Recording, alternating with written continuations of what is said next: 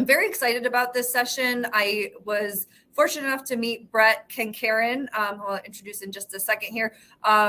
Maybe about 2 years, pushing 2 years ago now. And he started talking to me about this topic of urban drawdown. And I think for me, and I'll let Brett, kind of introduce some of it, but for me, this was the reason I got into sustainability.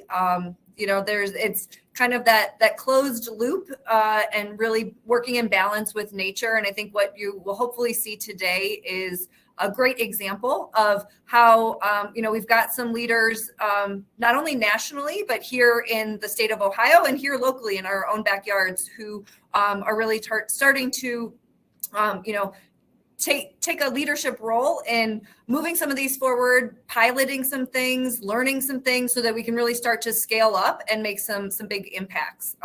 So with that, I'm going to turn it over to Brett KenCairn. He is the Climate and Advisory Policy Brett, I apologize. I don't have my notes in front of me because I'm on a different computer with the City of Boulder, Colorado, and also representing the Urban Drawdown Initiative. So Brett, I'll turn it over to you, and we will probably do a question or two after you're done before we turn it over to Mark. Sounds good. Can you hear me okay? Okay, fantastic. Well, hello, everyone. It's a real delight and honor to be a part of your Sustainable Cleveland presentation today. I came to know Cleveland through one of the other speakers on our panel today, Mark White, when I convened a gathering back at the Rockefeller Estates a few years ago to discuss this question of what is the role of cities in this work of bringing carbon out of the atmosphere and into living systems. And just before that meeting was going to happen, I got this call from somebody who said, "You've got to get this person from the Rid-All Green Partnership to come to the meeting. There's just something about what they're doing in Cleveland that you got to learn about." It's like, I'm from Wyoming. I haven't spent a lot of time in the Midwest. I don't know your area that well. I was like, okay, I trusted the person who gave me that recommendation, and Mark came to that meeting. And it was true. By the time that we spent that 3 days together, I was like, there is something going on in Cleveland that I have got to learn more about. And so I've had the enormous good fortune since that time to get to know Kristen and Jason and Mark and his group at Rid-All and the Western Reserve Land Conservancy and the Rust Belt Riders. And there is something going on in Cleveland. And so again, it's just really exciting to be a part of this today. So today I am going to see, first of all, if I can get technology to participate in this with me.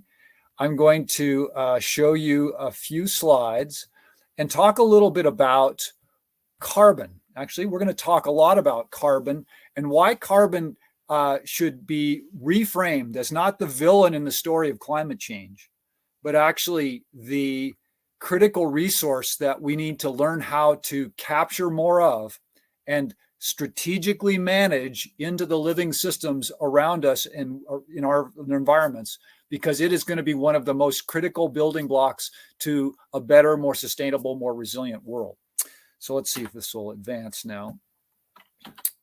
So I'm going to give you a little bit of the context of the science first about what we have been learning about climate change and the role of carbon. So first, this is actually the last major report before the Intergovernmental Panel on Climate Change, the IPCC, the UN's climate body, just recently issued a new report. This is the one just before that. And the reason I wanted to come to this report, which was issued in 2018, is because it was a true just completely changed the context of climate action. Because what the scientists said in this report was, remember how we've been telling you for 20 years that the solution to climate change is to reduce our emissions. And yes, we know that we've been telling you it had to get more emissions reduction faster and faster. And in fact, we're now going to tell you that it has to even be faster. But the reality is now we're going to tell you that it's not going to be enough. Just reducing emissions will no longer be enough to stabilize climate. If we want to stabilize climate, we're also going to have to rapidly grow this capacity to pull carbon back down out of the atmosphere. And, oh, by the way, unfortunately, because things have gone so far, we also have to simultaneously prepare our communities for very significant climate change. So that was in 2018. Now, just this year, I think it was June or July, the IPCC issued its most recent report, which I'm sure you've heard some of the coverage of, which, this is just one of the quotes. This is a code red moment for humanity.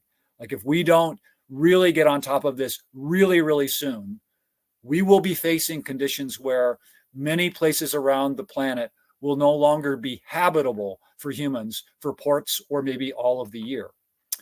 So what does this mean in our context in the developed world, in the United States? Well, this is a report that came out in 2019, which I've often had recently, up until this summer, I've had trouble convincing people of the reality of this. But just take a look. This is from the executive summary of this report that the Union of Concerned Scientists issued. It says that nearly a third of all of the nation's urban areas, over 50,000, will be experiencing 30 days or more each year with a heat index over 105 by mid-century. Now that just for point of reference, there are only 3 places in the continental United States that experience that now, and they're all in deserts. We're talking about a third of the nation's urban centers.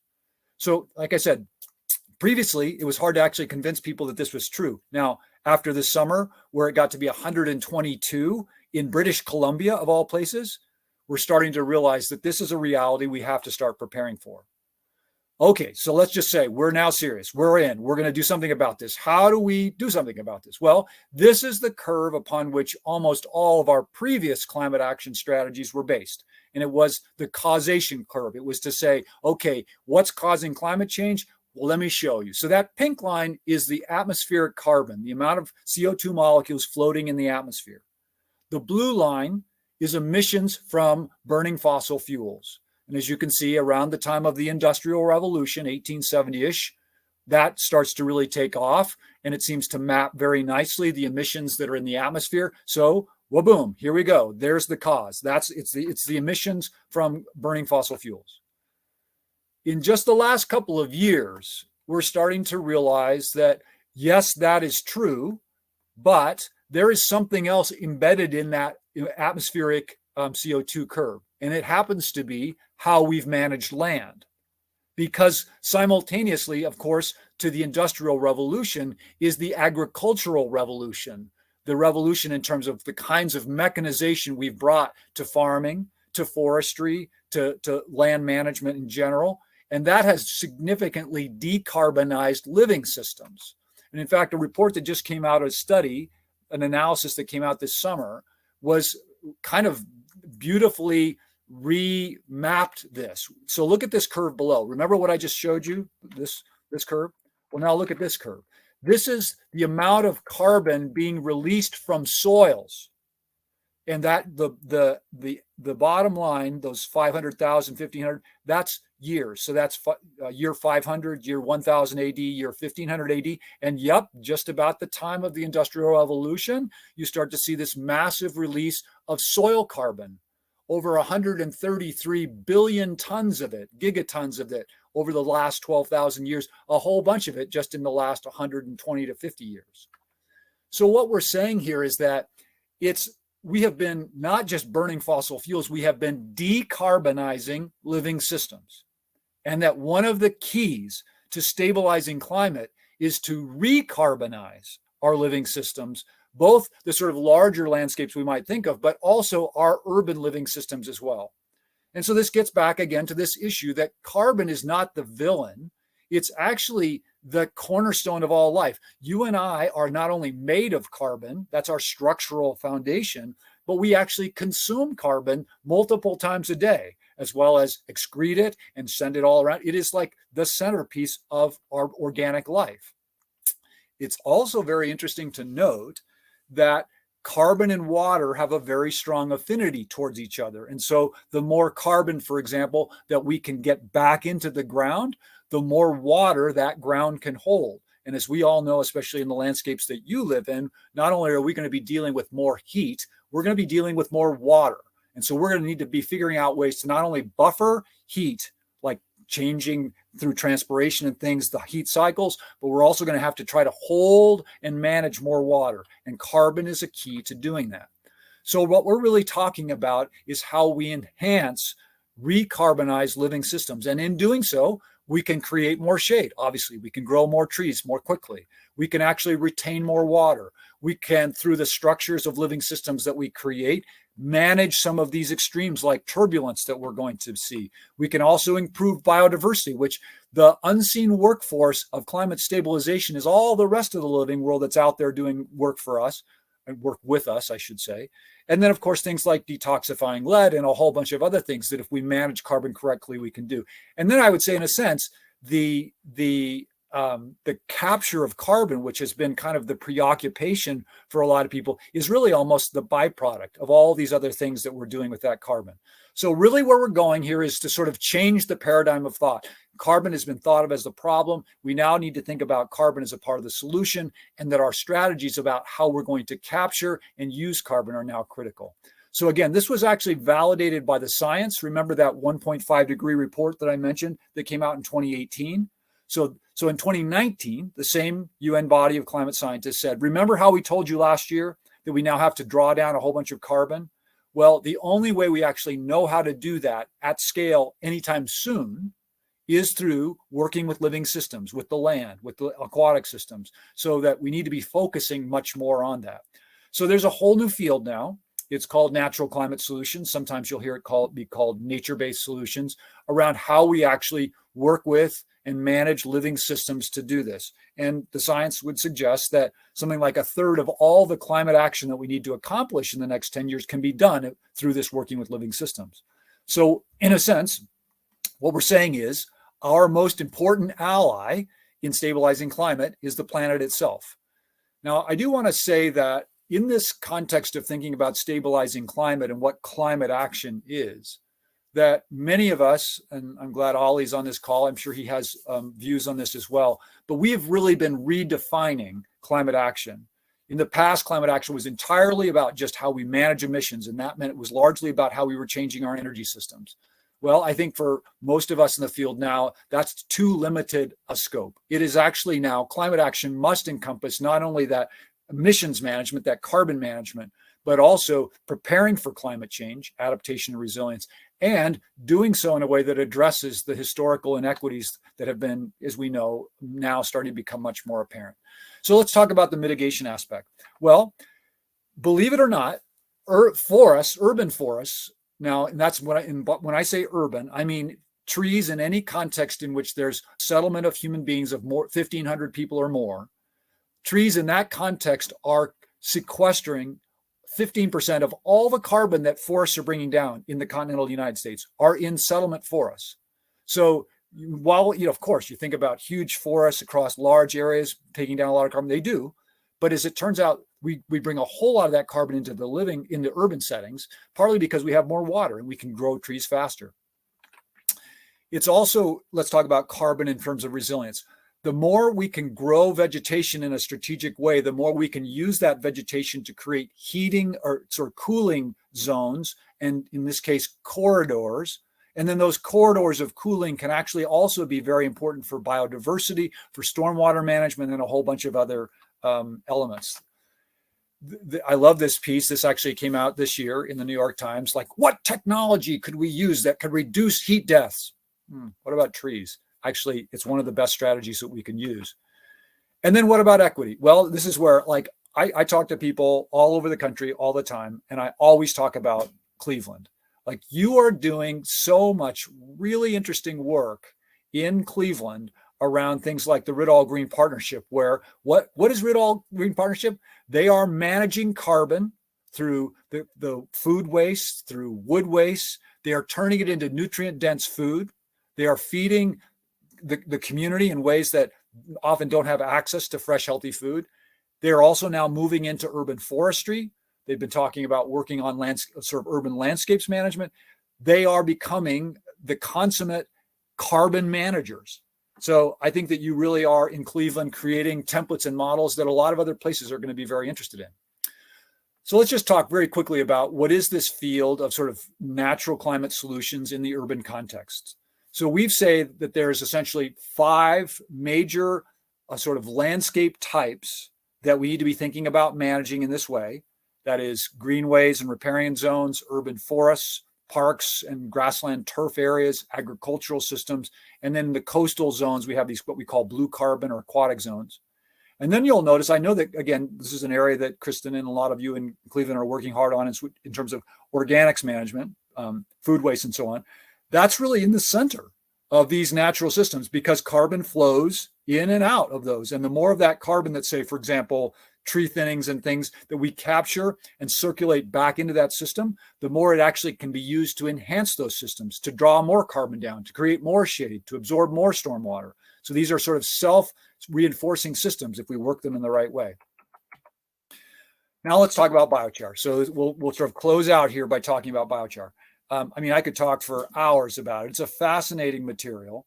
We'll just give you a little bit of the context of some of the innovation that's been taking place already. Stockholm was one of the early efforts to start integrating biochar production into their city. That's folks in Stockholm at their district heating system that's actually being energized by the wood waste that's turned into heat and then also biochar. They then take that biochar and that's the system itself. I'll just note a couple of things here.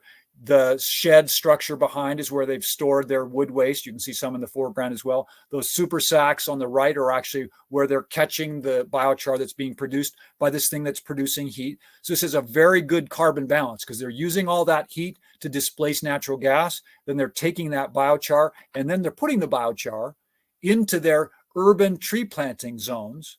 And they're using it not only to enhance the trees growing, but also to capture more stormwater. So these systems are actually capturing a huge amount of stormwater downtown. They're denaturing that. Mark, can you go on mute, buddy? Can I turn on my camera? Yeah. Mark, can you go on mute?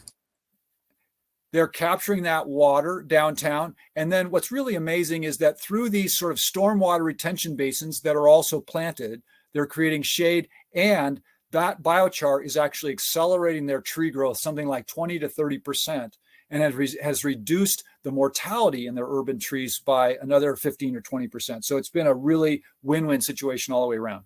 Another city that's been really leading in this is Minneapolis. They've been using it. They're actually in the midst of trying to place a heating system very similar to Stockholm.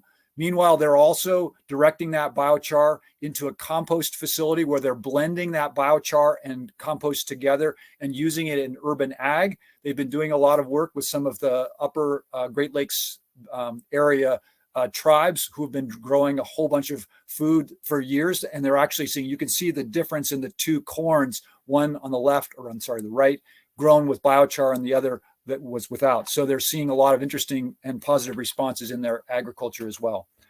Now, I do want to just note, there's a very good lab up in Minnesota that's doing specifically biochar testing. Not all biochars are the same. Biochar can be produced. So biochar is basically a substance. Imagine wood. In fact, imagine any wood fire that you look at, like a nice sort of wood stove where you see that dancing flame. That dancing flame is actually wood gas. It's the volatile organic compounds that were in that wood that get heated to the point that they become a gas, and that gas burns. That's that beautiful dancing flame that you see. And if you can keep that flame off of the carbon, off of the wood, and so there's ways of managing that flame so it'll burn all that gas but not burn the carbon, then you'll get that pure carbon out as the byproduct. That's the biochar. Well, that pure carbon can be produced at 400 degrees C, 500 degrees, 600, 700. You can produce it out of softwood, out of hardwood. You can produce it out of biosolids. All those things have different properties. So for those of you who are really interested in biochar, one of the things that we have to be thoughtful and careful about is where was it produced, out of what, at sort of in what conditions, because all of those have different properties. So as it turns out, there's one of those innovation efforts right in Cleveland. The Rid All Green Partnership is a part of a really cool group that we're working with called the Carboneer Collaborative. That includes a regenerative ag group down in Navajo, down in New Mexico, the Detroit folks up in the Detroit area, and then a group in southern New Mexico. They are all placing these small scale, I'll show you in a minute, these small scale biochar units next to greenhouses, or in Rid All also at their aquaculture facility. So they're providing heat, which is critical and season extending for their agriculture, producing biochar. that then is going to be used to blend into the compost that will then be going back into the agricultural systems and into the urban forestry plant out systems. And so you start to create this beautiful circular economy around that. So this is a part of a larger movement. Just to start to close now, there's cities all over the country that are coming together to start working together on this. We've also been really focusing on, in terms of the biochar, the urban forestry linkages. So there's a national initiative called Trees for Community Recovery that just recently has gotten a $3 billion line item into the reconciliation bill, which I just got off a call around this. If we can hold that in the next couple of days, there should be a whole lot more money coming out nationally to support urban forestry. This can be a foundation for starting to build these systems that can take the wood waste that come out of forests, turn it into biochar, turn that back into soil amendments that are planting more forests.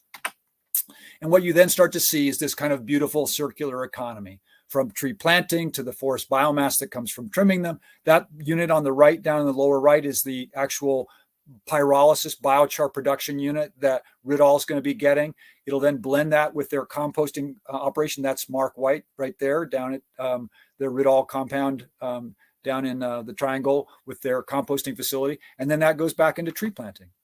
So I'll just close by saying this. This is my son, Nathaniel.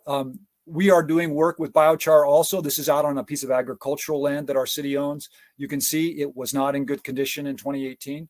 By the end of 2018, with some soil amendments, with some careful keyline plowing, with some planting of some new vegetation, you can take these systems and significantly start to put them back on the road to productivity, to carbon capture, to soil moisture capture, if we actually can start working with them. So just to close, I'd say, the whole point of this is not biochar. It's not, compost. It's about stabilizing our communities, regenerating our cities, and creating places that are healthy and abundant and sufficient for everybody who's living there. So thank you for, again, the chance to be here with you today. And I'll take a question or two now, but really looking forward to the conversation that follows. Awesome. Thank you so much for that, Brett. For those of you that joined late, I am not Jason Wood. I am using his computer for its amazing internet. We've got a question already for you, Brett. How much does a system to create biochar cost? Great question. Yeah, so there are many different scales and costs depending on the production capacity. So we're talking about a system that can process 400 or 500 pounds of biomass a day and produce maybe, 50 to 100 pounds of biochar per day. That system, we're trying to get into the sort of realm of a maybe $30,000 to $40,000 system. If you were looking at like an Artie char unit that's produced out of Iowa, that's much larger production capacity, then you're starting to talk in the 500,000 to even up to $1 million range. So we are trying to create these systems, though, that are more accessible and modular to the smaller scale operations. One thing I, by the way, say though, it's not to get so excited about or preoccupied with technologies. It's really what we can do with that. Like this product that I hope Marc will talk about called Black Gold, which is this amazing soil mixture that Rittal is making, where they take their compost, they take biochar, they take fish emulsion and other minerals and mix that together. That's like supercharging your growing systems. And that's where the real power of this can be. All right. And you know what? I think that timing was great. We had a question from, I believe it's Ayat in the chat that I think actually we're going to get to with maybe our next presenter. So I'm going to transition over to Mr. Marc White. He is joining us from the Rittal Green Partnership. He is the founder and regenerative specialist. I have been told Marc's camera may not be working, but Marc, can you try your mic? We'll see if we can hear you.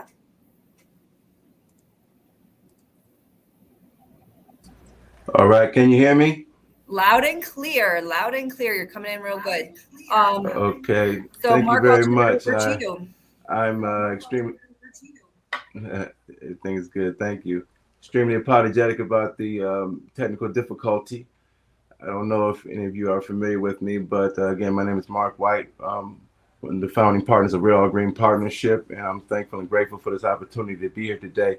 Thank you so much, Brett, for your wonderful presentation, always so spot on and so perfect. You know, my whole piece was to just try to maybe embellish a little bit, but I did bring some pictures, and I think that Brittany or the Brit will have the opportunity to maybe post a few of the pictures up. As you can see now, the black gold potting mix. Now this is what Brett was referring to earlier, and so this is our humble attempt at combining the biochar with an already powerful growing medium that we produce, and by taking that and also inoculating the biochar with fish emulsion, gives it an extra mineral and nutritional boost. So this is a very, very beautiful and wonderful product. Maybe you can flip to the back of the label, Britt, and show our people here.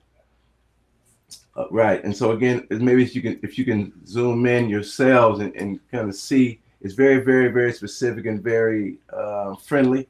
It's also touting Ohio as being the source, although these ingredients can be found wherever you are throughout America. However, at the same time, this is our humble attempt at presenting this and bringing this to the public, wherein you can begin to create efforts at trying to help mitigate this carbon situation that we're talking about. Okay, so as Brett also spoke a little bit about, we are a recipient of a large grant, wherein we are able to now bring to Cleveland the production of biochar. Okay. And you can see also some more pictures of the product. The product is being sold at our farm and our local establishments. So please come to 8129 Outer Road and get some of that. Also, our farmers market at 6701 Broadway Avenue in Maple Heights, Ohio as well. Okay, so just cutting to the chase, again, we received a grant to actually be able to produce the biochar, to bring in a pyrolyzer. Right, and the pyrolyzer is a unit that actually produces biochar. And part of what we're going to be monitoring is we're tasked to kind of explore the cross benefits of the unit as well as the effectiveness. So for instance, the unit produces a lot of heat in order to make the biochar. So we will also be looking at how we can channel that excess heat into our buildings and into our greenhouses and et cetera. Okay, so that's a huge piece. Also, a way to display and to demonstrate what the biochar can do will be seen, at our tree nursery now. Wanted to just announce and put out there for those who weren't familiar that the Cleveland Tree Coalition, which is a collaborative group of public, private, and community stakeholders, have partnered with the City of Cleveland to rebuild our urban forest. They're announcing that its collaboration with our farm, Red All Green Partnership, is in effect now to launch an urban tree nursery in the Kinsman neighborhood of Cleveland. So our Red All Green Partnership business plan for a tree nursery to produce containerized, locally sourced, climate-resilient trees was selected in a competitive and comprehensive process. In its work to implement the 2015 Cleveland Tree Plan, the coalition had proposed an ambitious goal of growing Cleveland's urban tree canopy to cover 19 to 30% by 2040, which would require the addition of at least 361,000 new trees to the city. So the urban tree canopy refers to the layers of trees, branches, and stems that provide tree coverage, of the ground when viewed from above. As the region scales up tree planting efforts to meet this goal, finding enough locally sourced tree species and recommended by the Cleveland Tree Plan will be a problem. So Red All Green Partnerships Urban Tree Nursery provides a solution while also creating a source for local green jobs, making use of vacant land, and supplying trees to community groups who are working in Cleveland and neighboring municipalities. So this is a big plus for us. It's a big shot in the arm for the city of Cleveland. We hope to make you guys proud, and at the same time to demonstrate how this biochar is effective. It's said that the use of biochar in the tree planting scenario can cause the trees to grow possibly 20 to 30% faster than normal. Okay, so this is a huge nutrient boost, helping to create our canopy a little faster than 2040, hopefully. And we're ripe and ready to go. So thank you guys for your attention, and thank you so much for your time. And please excuse my technical difficulty. Have a great day. Thank you. Any questions, please forward. Yeah, Mark, if you can stick around, I have a quick one for you before I transition over to Ollie. So I guess what was it that excited you the most about biochar and wanted you to, kind of keep working with Brett to implement this? Yeah, well, again, just being able to see a way that we can repair the earth. See, for me, I've been humanitarian since my early 20s, and I've worked and lived all over the world. And to see an opportunity for the city of Cleveland to be a participant in helping to bring back life and restoration to planet Earth is huge for me. And so any opportunity that I have to do that, I jump at it. Excellent. Thank you. Mark, if you're able, please stick around because we may have some questions at the end. But with that, I'm going to turn it now over to Ollie Kroner. Mark, can I get you to maybe mute, please? Okay, thank you. Thank you. All right, Ollie, welcome. Everyone, I'd like to introduce Oliver Kroner. He is the sustainability manager for the City of Cincinnati. I finally got my paper. I have had the pleasure of knowing and working with Ollie for, I think it's pushing 5 years now. I'd have to check my calendar.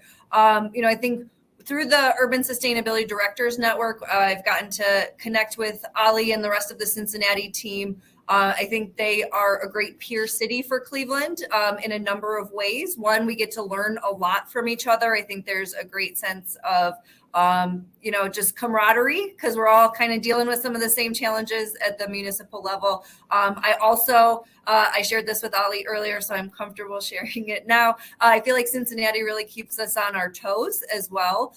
For those of you that joined us earlier this morning and heard our LEED Silver announcement that we are a LEED Silver city. Yes, Ollie.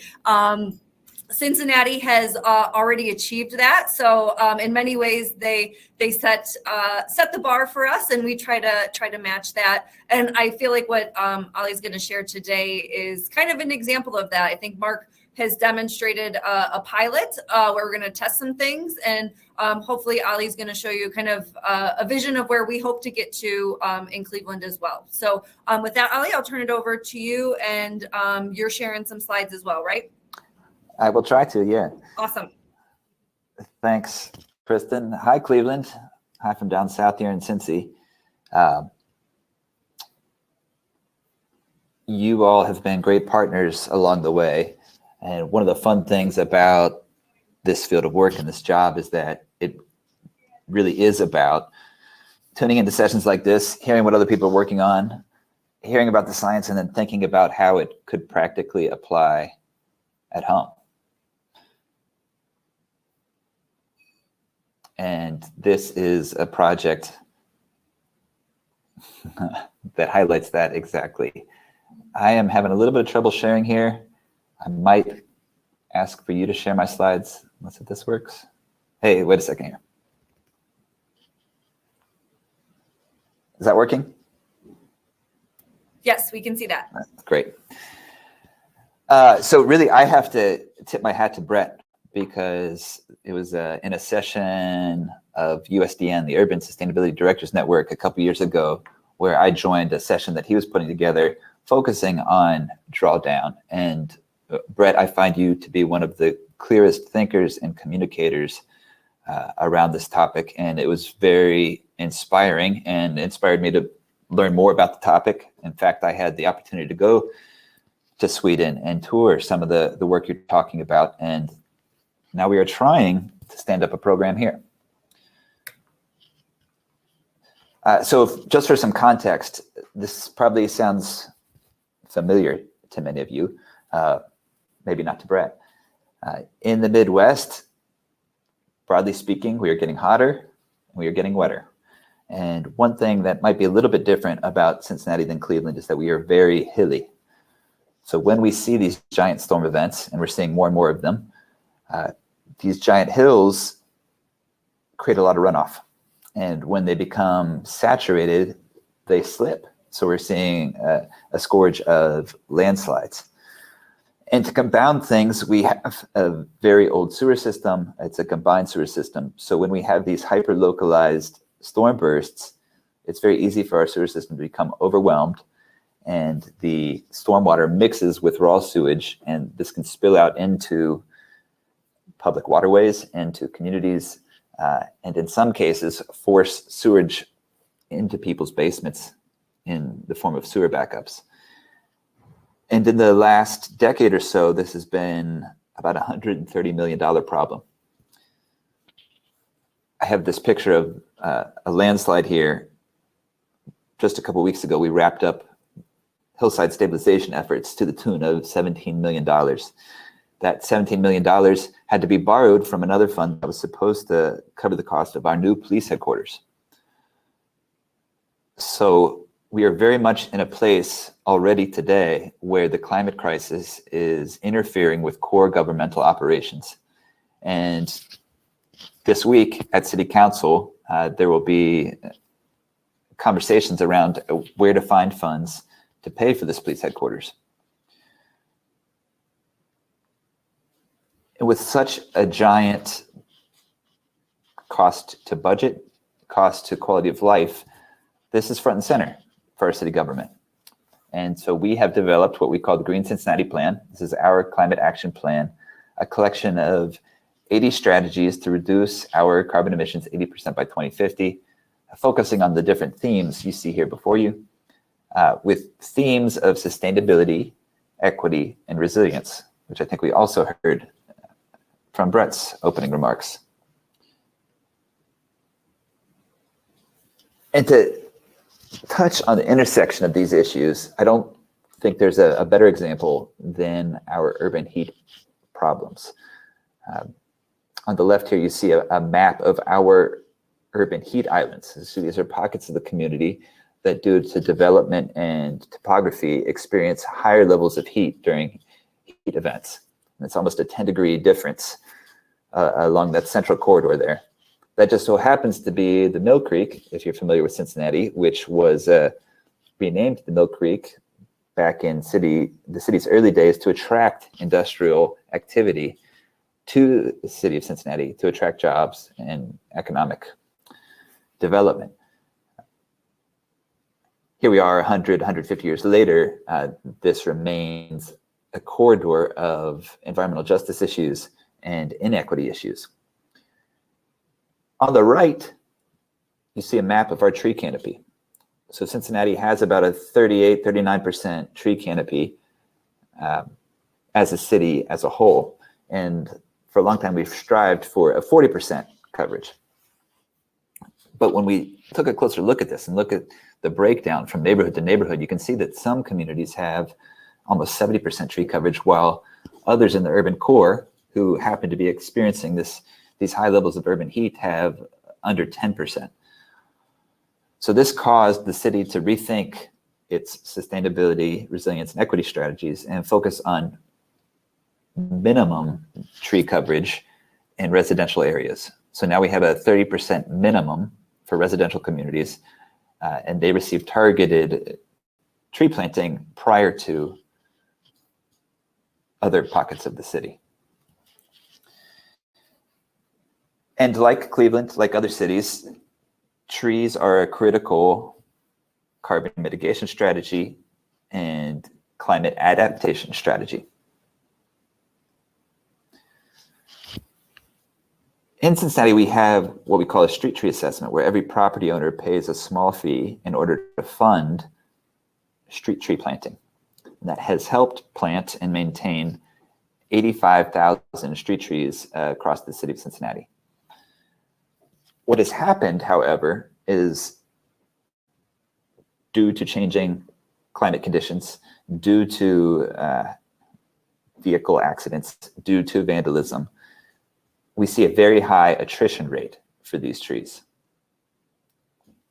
almost 20% of the trees planted each year due to this hostile environment. And that generates quite a bit of organic waste, somewhere in the ballpark of 380 tons annually.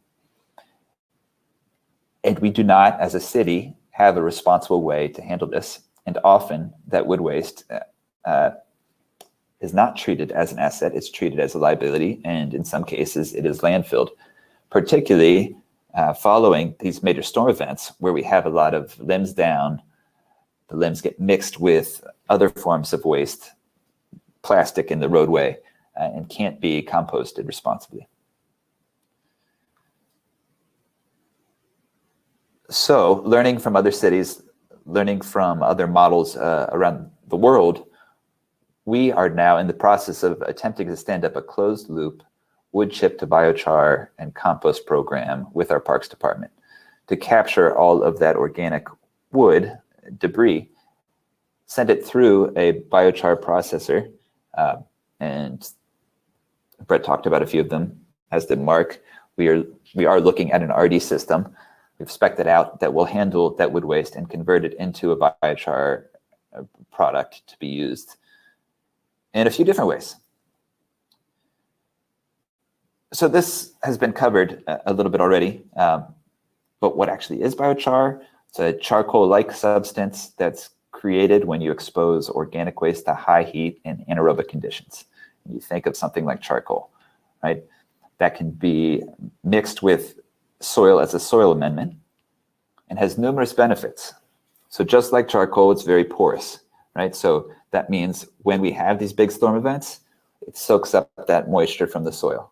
When we have periods of extended heat, it releases that moisture and the nutrients into the soil. This helps accelerate our reforestation efforts and helps trees planted in these areas endure these changing climate conditions. And then, as Brett outlined, there's more and more focus on carbon capture as part of urban climate mitigation. And for a long time, I think we all looked at our tree canopy as the primary source of carbon capture. But when we actually measured, created estimates of how much carbon our trees could capture, it was unimpressive. And through conversations with Stockholm and Urban Drawdown, came to appreciate the fact that what trees are really good at is moving carbon from the atmosphere into the soil as a conduit, if your soil is primed to take it. And in urban industrial areas like Cincinnati, often our soils are depleted. Through the use of biochar, we're hoping that we can replenish the soil and create a place to capture this carbon in a more significant way. I will say that while generation of heat and renewable energy are potential applications of biochar, that is not one that we are exploring yet in Cincinnati. We are more focused on the soil amendment at this time. And just to illustrate this, this is borrowed from Stockholm. Here you can see soils with and without biochar, and you can see trees planted with and without biochar. Many more leaves, more aggressive tree growth.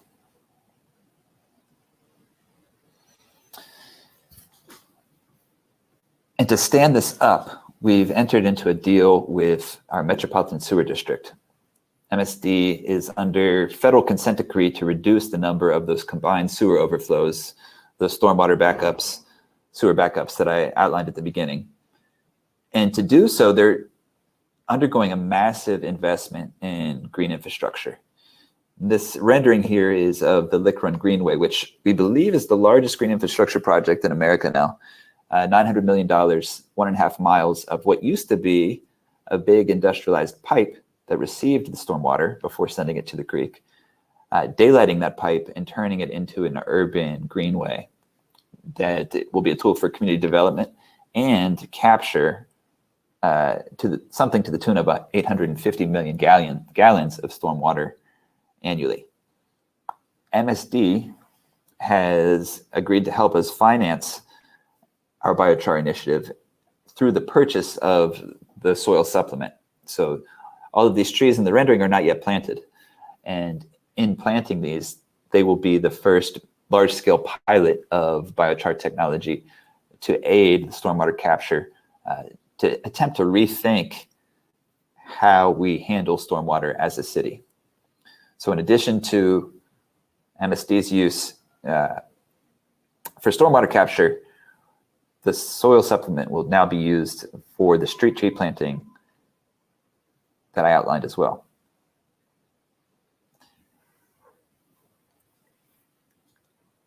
And to help us get going, we have been a participant in a cohort of cities working around the country to develop plans to implement a program like this.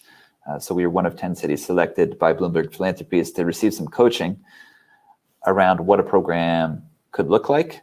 And now we are competing with some of these cities for some additional funds to help stand up this program. So that has been, the application's been submitted, and now we are crossing our fingers, hoping to make this reality.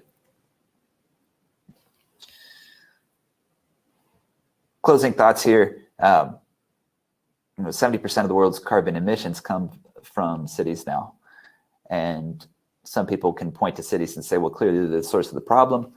Others look at cities and say, cities may be our best tool to address climate change. And in many ways, city policy, urban design are the DNA of our future. The same way DNA scripts who we are, what we look like, what we're good at, urban design, urban policy scripts what cities look like, their shape, and how humans interact with them. And this center image is a picture of Cincinnati. We designed a city like this, and now we are asking people to get out of their cars and ride their bikes. We require parking for every new structure. Now we have 4 parking spots for every car. We have urban heat islands driven by parking lots. We have stormwater runoff issues driven by parking lots. We have zoned to build in floodplains, then they flood and we get frustrated. So I think we're at a moment in time where cities are reinventing themselves, and biochar is not a new technology. I think it's an ancient technology in many ways, but much as we heard from the other panelists, it presents an opportunity to rethink our systems, learn from natural ecosystem services, and build the future that we want to see.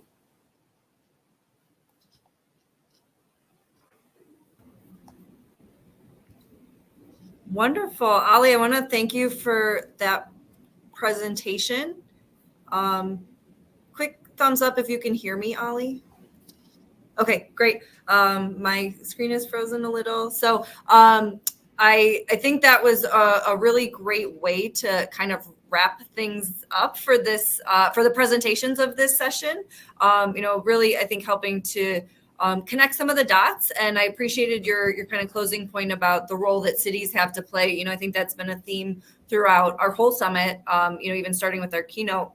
I have just a quick question for you around, biochar. I remember driving with Brett when he was first telling me about what biochar is. And I have a master's in environmental science and had to grill him for a couple of seconds about what it is, how it's used, etc. As you've introduced this to others in the city, what's been your experience? How have they received it? What kind of things do you have to explain to them to get them on board? And what ultimately, I guess, has gotten them to get on board with you? I also have a degree in environmental science, but I consider myself more of a generalist. And a lot of the technical details here are not my strength. So we've built a team that has others who are stronger on those specifics. What I do consider myself good at is communicating complex ideas in simple ways. And it's not too hard to sell, right? I mean, this is in some ways, a fairly basic technology that has been used for thousands of years, and it was perhaps forgotten. And now here it is again. And we have such clear examples of our problems. And I think for the most part, we have a population and a leadership body that are eager for innovation and eager for solutions.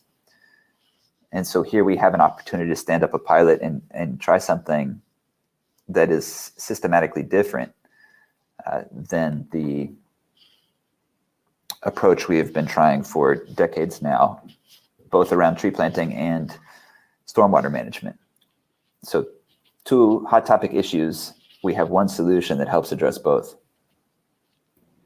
That's great. So I invite our participants, if you are, or our attendees, please, if you have any questions for our presenters, drop them in the chat. We've got about 5 more minutes before I invite you all to head over to the stage area for our closing remarks. Marc, I have a quick question for you, if you are still with us. I think one of the things I'm wondering as you are working. Yes, I'm here. Awesome. As you are working to get the installation of your new system set up, have you found anything interesting or surprising? As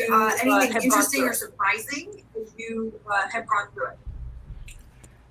No, not as of yet. Not as of yet. But we anticipate a lot of surprises once the unit touches down.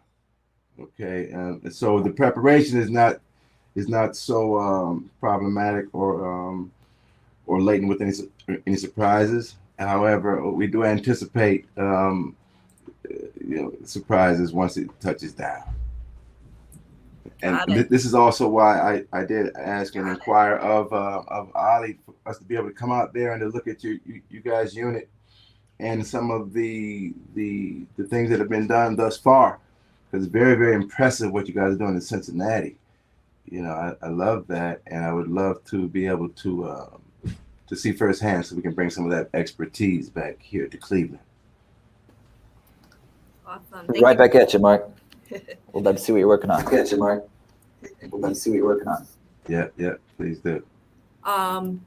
So, Marc, if you don't mind, I'm going to ask you to just mute.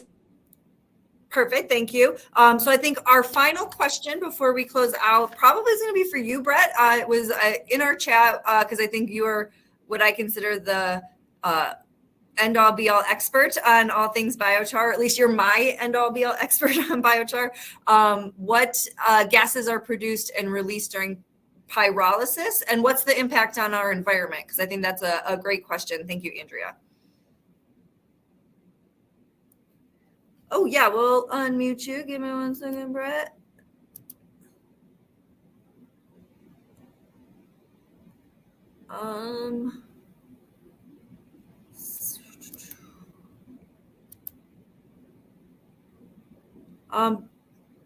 Brett, can you unmute yourself? No? Son of a gun. I'm sorry, everybody. We had a pretty smooth sailing until the last 3 minutes. Let's see here. And I am worried that Britt might be over in our stage area, kind of helping get that stood up. Let's see. Maybe I can take a stab at the question in the meantime. Beautiful. Thank you, guys. That's why I knew I picked the right fellas to help me. I do wish Brett was taking it, but methane is the big one, right? So methane is the same natural gas that we pump through our house to heat our homes, heat our water, cook in some cases, on top of other combustion gases, right? So there is some carbon monoxide, carbon dioxide produced, maybe some hydrogen as well. But methane would be the biogas component of this process that could be captured for reuse. Awesome. And thank you for dropping that in the chat as well, Brett. So overall, I think there's still a lot more to be learned on this topic. I'll invite our attendees to just continue to stay connected with Sustainable Cleveland. We're going to definitely be keeping our thumb on this pulse and doing our best to share that information out with all of you and keep you connected to not only things that are happening here, like with what Marc's doing. we will be very excited to share that once it's live. But, also our fellows in the state and nationally, I think there's a lot to be learned from our other peer cities. With that, I'll invite you all, please join us again tomorrow. We've got lots of great sessions. There are several, just the topics that our presenters today have covered. There's so much overlap from trees, green space, soil, access to parks. We have topics on sessions on all of those things tomorrow. So, hopefully there's a little something for everyone. And again, we just really appreciate you joining us for this. Again, I want to give a big thanks to our presenters, not only for sharing this stuff, but just all the work that you do. You guys are awesome. And with that, I invite you to please join us over on the stage area for our closing remarks from Chief Jason Wood, and have a great evening, everyone. Thank you so much.